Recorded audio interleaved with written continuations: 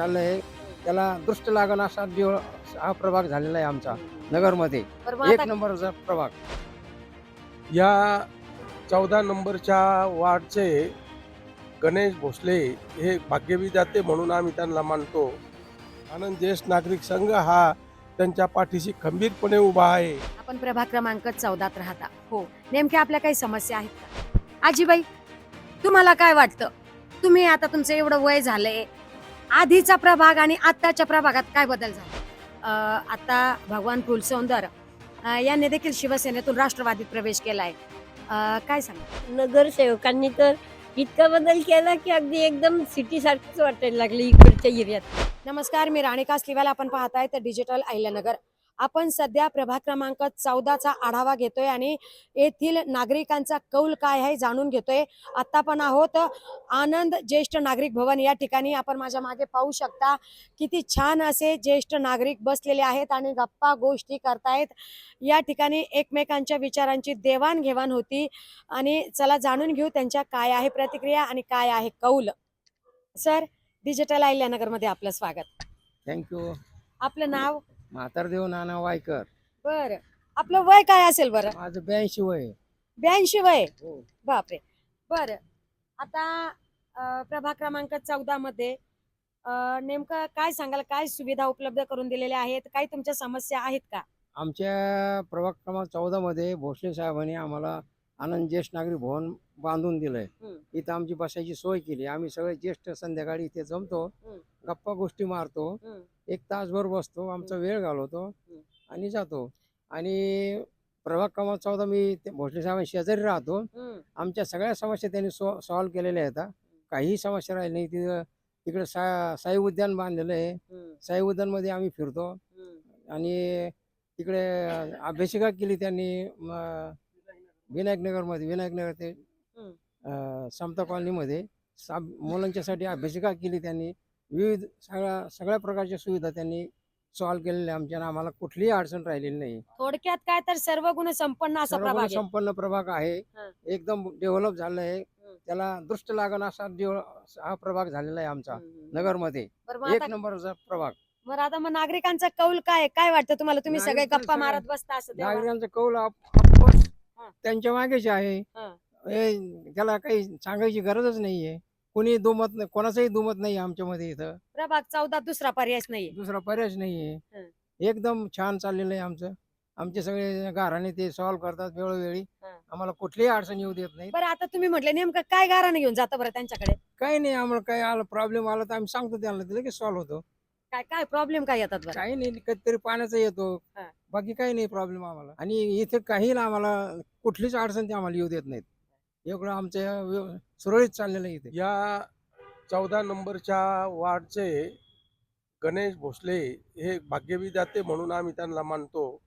त्यांनी या वार्डामध्ये स्वच्छतेची सगळी कामं पूर्ण केलेली आहेत आणि सगळं वार्ड स्वच्छ ठेवण्याच्या दृष्टिकोनातून त्यांचं नियोजन अगदी परफेक्ट चाललेलं असतं. त्याचा फॉलोअप घेत असतात. आणि या ठिकाणी रस्त्याची कामं, सगळी रस्त्याची कामं, डांबरीकरणाची कामं त्यांनी केलेली आहेत. आणि पाण्याची सोय सगळ्या एरियामध्ये, विनायकनगरमध्ये, इकडं ITIच्या समोर भोसले वस्तीमध्ये, माणिकनगरमध्ये पाणी अगदी व्यवस्थितपणे सगळ्यांना पोहोचतंय आणि तेही रेग्युलर होतं. आणि काही अडचण आलीच पाण्याची तर अगोदर सगळ्यांना मेसेज देऊन ते अलर्ट करतात, कळवतात. त्यामुळं सगळे लोक, नागरिक या वार्डामधले त्याप्रमाणे दक्षता घेतात, पाण्याचं नियोजन करतात. बरं, आता प्रथम महापौर भगवान फुलसौंदर यांनी देखील पक्ष प्रवेश केलाय. ते देखील राष्ट्रवादीत आले. काय सांगाल? भगवानराव फुलसौंदरांनी नगरचे पहिले महापौर म्हणून खूप चांगल्या प्रकारचं काम केलेलं आहे. आणि त्या सगळ्या ह्या 14 नंबरच्या वार्डमध्ये आता भगवानराव फुलसौंदर गणेश भोसले यांच्याबरोबर या ठिकाणी महापालिकेची निवडणूक लढवत आहेत. त्यांचे अगोदर जेवढे काही रस्त्याची कामं होते याच्यामध्ये जेवढी काही सुधारणेची कामं होते, बाग बगीच्यांची कामं होती, ती सगळी कामं त्यांनी अगोदर मार्गी लावलेली होती. त्याच्यावर कळस चढवण्याचं काम गणेशरावनी केलं आणि आता ते सगळे बरोबर एकत्र या निवडणुकीमध्ये पुढं जात आहेत. त्यांना निवडून येण्याच्या बाबतीत कोणतीही अडचण राहिलेली नाही. आमचे हे सगळे ज्येष्ठ नागरिक संघ, आनंद ज्येष्ठ नागरिक संघ हा त्यांच्या पाठीशी खंबीरपणे उभा आहे. इकडे आणि विनायकनगरमधचा जो ज्येष्ठ नागरिक संघ आहे तोही त्यांच्या पाठीमागं खंबीरपणे उभा आहे आणि हा सगळा ग्रुप चांगल्या मताने, भरपूर मताने निवडून येईल अशा प्रकारची आम्ही आनंद ज्येष्ठ नागरिक संघाच्या वतीने त्यांना शुभेच्छा देतो. मी बाजीराव मुरकुटे बोलतो. आता जी महापालिकेची निवडणूक चालू आहे त्या संदर्भामध्ये 14 नंबर वार्डमध्ये गणेश भोसले, भगवान फुलसौंदर आणि चोपडाजी, चोपडाजी मीनाताई चोपडा. हा भागानगरे बिनविरोध निवडून आलेले आहेत. त्या सर्वांनी या मतदारसंघामध्ये चांगल्या प्रकारचं काम केलेलं आहे. माझ्या आधी जे ज्येष्ठ नागरिक आहेत त्यांनी चांगल्या प्रकारे विषद केलेला आहे. परंतु हे करीत असताना त्यांना जो भक्कम असा पाठिंबा मिळाला तो या शहराचे लाडके आमदार संग्रामभैया जगताप यांनी त्यांना निधी प्राप्त करून दिला आणि त्या निधीचा चांगला असा सदुपयोग या नगरसेवकांनी केलेला आहे आणि त्यामुळं ह्या वार्डचा चांगल्या प्रकारचा विकास झाला. इथं फारसे असे काही कामं राहिलेले नाहीत, किरकोळ कामं राहिलेले आहेत. त्यामुळं आता पुन्हा काय ह्याच लोकांना निवडून देणं आम्हाला योग्य वाटतं. त्यामुळे आम्ही त्यांना मतदान करणार आहोत.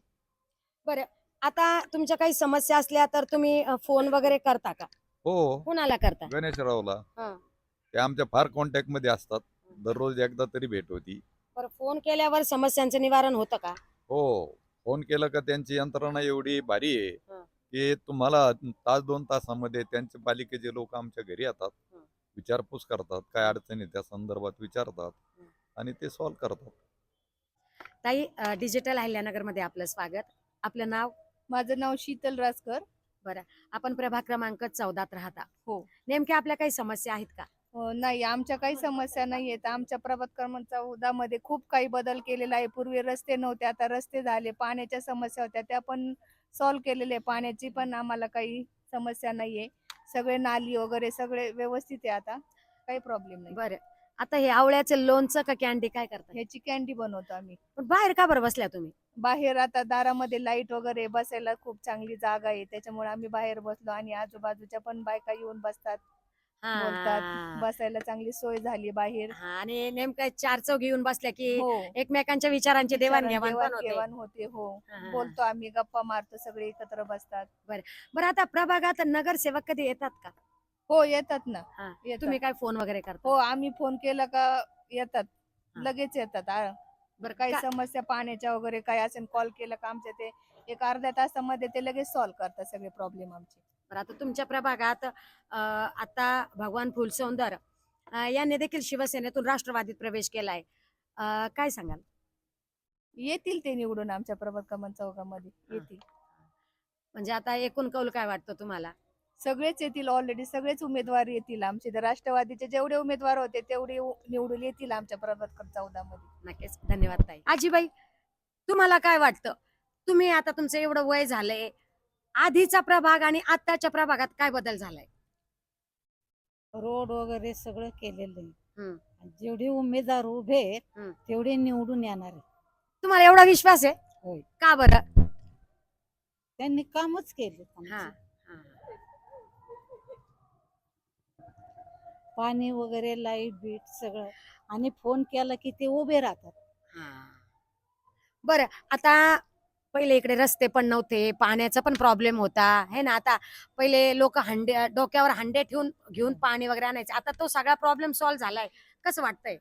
आता एकदम बेस्ट. आता काही नाही, अडचण नाही. काहीच अडचणी. आता बघतोय आम्ही पण खूप स्वच्छता वगैरे दिसते. तुम्ही फार बाहेर बसलाय असं लोणचं वगैरे करत. 4 चौघी पण येऊन बसले. आता नेमकं हा. सगळे येऊन बसतात, आम्ही बसलो नंतर. हे सगळं म्हणजे इथलच्या नगरसेवकांमुळे हे सगळं शक्य झाले. हो. आजीबाई, आपलं नाव? गुलाबबाई भंडारी. आपण या प्रभागात किती वर्षापासून राहता?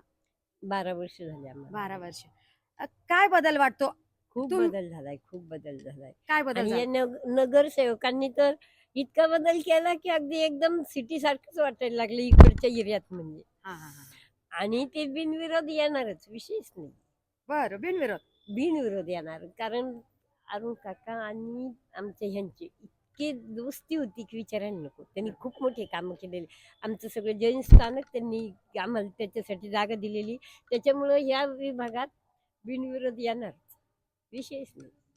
नाही, आता निवडणुका होणार आहे, बिनविरोध नाही होणार. नाही पण आपलं पॅनल येणार. हा, राष्ट्रवादीचं. हा. अच्छा, राष्ट्रवादी. तुम्हाला बॅन- इतका विश्वास कसा बरं?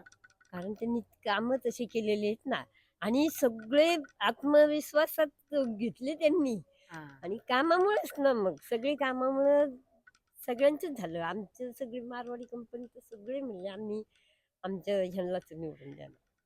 बरं, म्हणजे आता तुमच्या जर काही समस्या असेल तर तुम्ही त्यांना सांगितल्यावर ते त्या समस्यांचं निवारण करतात का? करतात. बरं. कधी तुम्ही काय फोन वगैरे करता का? करते ना. मी इथे हे रस्ते खाल्ले होते त्यावेळेस फोन बी केला होता, आले बी होते ते स्वतः. का बरं फोन केला होता? हे देण्याची थोडा प्रॉब्लेम होता म्हणून. हा. की ते ढासळलं होतं ना. हा. फोटो बी पाठवला होता मी. बरं, पण ते म्हणले होऊन जाईल. हे कोण आलं होतं? कोण आलं होतं? भागानगरे साहेब आले. आलते. हा, हा, हा. मग अजून कोण पाहिजे, ते आले म्हणल्यावर हा, सगळे नाही, बरोबर. ते सगळे मिळून कामं करतात. कामं गणेश करतात. भोसले सर हा, असतील, हा. चोपडा सर असतील, भागानगरे सर असतील, शीतलताई जगताप होत्या. आता नवीन उमेदवार आले आहे, भगवान फुलसुंदर यांच्या मिसेस सुनीताताई फुलसुंदर. तर त्यांना बी मी सांगून दिलं होतं हा, हा. की तुम्ही येणार निवडून, आपलं पॅनल येणारच हा. म्हणजे विशेष नाही ना. नक्कीच, नक्कीच. आमचं ते ठाणकल जागा दिलेली आहे हा. ना.